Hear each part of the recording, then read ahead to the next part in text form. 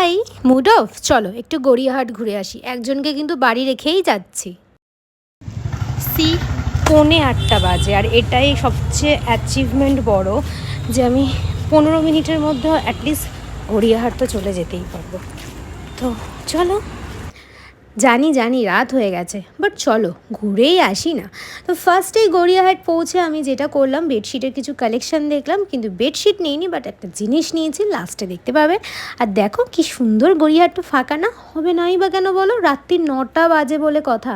আর আমি এই লাস্ট মোমেন্টে গেছিলাম বলেই কিন্তু সস্তায় অনেক জিনিস কিনতে পেরেছি, কারণ দরদামি করতে হয়নি ওদের সাথে আজকে আমাকে।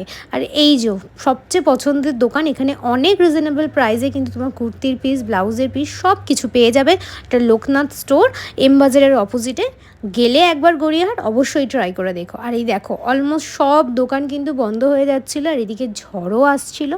ওই জন্য আমি আর কি করব, যতটা পেরেছি কেনাকাটা করে টুকটুক করে হাসতে হাসতে, পুরো অটোটা খালি ছিল, এনজয় করতে করতে চলে এলাম বাড়ির দিকে। আর দেখো হাত ভর্তি জিনিস, জানি না মেট্রোতে জায়গা পাবো কি না। অ্যান্ড দেন 1 কাপ চা। আর এই দেখো কাপ্তান ড্রেস কিন্তু প্রথমবার ট্রাই করছি, জানি না কেমন লাগবে। আর এইখানে আমার নেক্সট কালেকশন, 4টে কুর্তির পিস নিয়েছি। 3টেই কিন্তু সুতিরের মধ্যে ছিল, 100 টাকা করে পার মিটার দাম নিয়েছে। আর এই হচ্ছে আমার মডেল সিল্ক, উফ কত দিন ধরে নেওয়ার ইচ্ছা ছিল, ফাইনালি কিনে ফেলেছি। আর এই যে হাফ প্যান্ট, যা গরম পড়েছে বাপ রে বাপ। আর শেষমেশ এইটা। চলো টাটা।